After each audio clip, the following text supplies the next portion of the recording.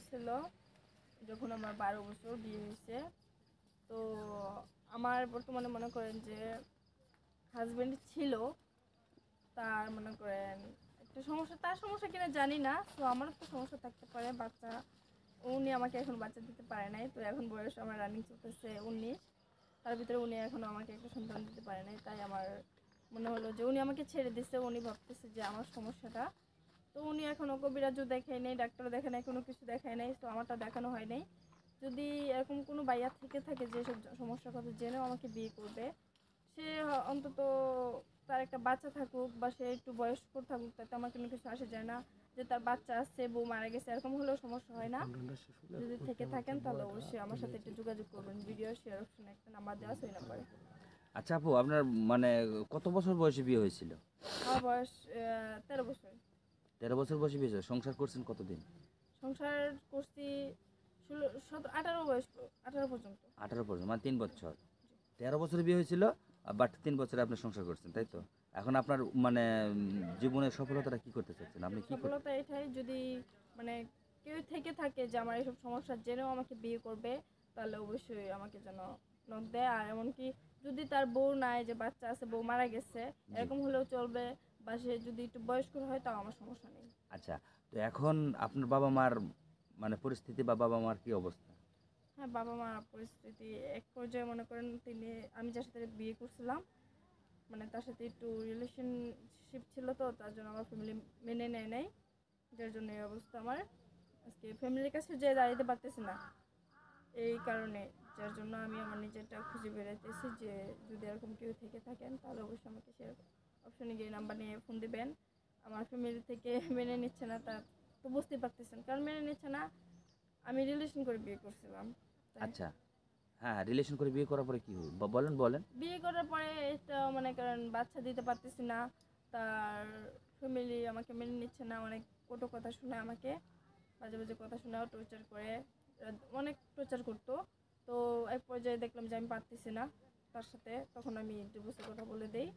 তো ডিভোর্স পেপারে দিয়ে দিছে আমাকে, আমার চলে আসছে আমি ওখান থেকে।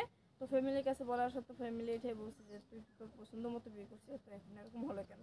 এখন, হ্যাঁ, এখন আপনি বর্তমান কি করতেছেন? এখন বর্তমানে মনে করেন আমি এখন গার্মেন্টসে জব করতেছি। আর বাবা মার মতামত কি? বাবা মা কি বাবা বলতেছে? মার মতামত বলতে, যে প্রথমটা যেহেতু এরকম করছি, তো এখন দ্বিতীয়টা আমাকে দেখে নিতে হবে বলতেছে। দেখে নিতে হবে, এই জন্য আপনি অনলাইনে আসছেন যে একটা ভালো মনের মানুষ দরকার। জি জি, আচ্ছা, যে যে ভালো, আমাকে এরকম আর। হ্যাঁ, বয়সটা কীরকম আর আপনার বয়সটা কীরকম? আমার বয়স এখন বর্তমানে চলতেছে রানিং 19 চলতেছে, মানে হ্যাঁ 19 চলতেছে বয়স। তার ভিতরে মনে করেন যদি এরকম 25-25-এর ভিতরে থাকলে হবে। তাই? হ্যাঁ। 25-এর বেশি যদি হয়? না, আমার বয়সের সাথে তো একটা ম্যাচ আছে না। আচ্ছা, মেয়াজ আছে ঠিক আছে, কিন্তু যদি একটু বয়স বেশি হয়, 40 বছরের একটা ছেলে হয়তো আপনাকে অফার দিয়েছে, আপনাকে বিয়ে করবে, কিন্তু তার একটা বাচ্চা আছে, তাহলে আপনি কি করবেন? যদি সে ভালো হয়, তার মানসিকতা যদি ভালো হয়, সে আমাকে দেখতে পারে, মানে ভালোভাবে রাখতে পারে, তাও সমস্যা নাই। কিন্তু আমি একটা ভালো মানুষ খুঁজতেছি। ভালো একটা মানুষ খুঁজতেছেন, তাই তো? যদি কোনো প্রবাসী ভাই হয়? তাও চলবে, শুধু সে আমাকে কেয়ার করতে হবে, যেন আমাকে কখনো, মানে আমি তো জানি না যে আমার সমস্যা কি না। যদি সমস্যা নাও থাকে তাও তো আল্লাহ আমাদের ভালোই। আর যদি সমস্যা থাকে, সে যেন আমাকে কখনো কটু কথা না শোনায়, সে যেন আমাকে টর্চার না করে, ভালোবাসা লাইক করে। আপনি কি ডাক্তার দেখাইছিলেন বা আপনারা কোনো না, কিছু? এখনো কিছুই হয় নাই, ও দেখে নাই, আমিও দেখিনি। কেন? কারণ দেখাবো কি, উনির সাথে তো আমার ঝগড়ায় ঝগড়ায় সারাদিন কেটে যেত, কখনো ওইগুলো ভাইবাও দেখিনি। তার জন্য মনে করেন অনেক কথাবার্তা শুনেই তো, ওর শাশুড়িও সবসময় টর্চার করতো যে এরকম এতদিন হয়ে গেছে, বিয়ে হয়েছে, একটা নাতি দিতে পারি নাই। তো উনি এটা কখনো ভাবে না যে ছেলেরও তো সমস্যা থাকতে পারে, উনি এটা ভাবে না বাবা। আমাকে অনেক টর্চার করতো। এক পর্যায়ে মনে করেন একটা নারী কত সহ্য করতে পারে, তখন আমি ডিসিশন নিই যে আমি এইভাবে সহ্য করতে পারতেছি না, থাকতে পারবো না। তার জন্য আমি এখান থেকে ডিভোর্স নিয়ে চলে আসছি।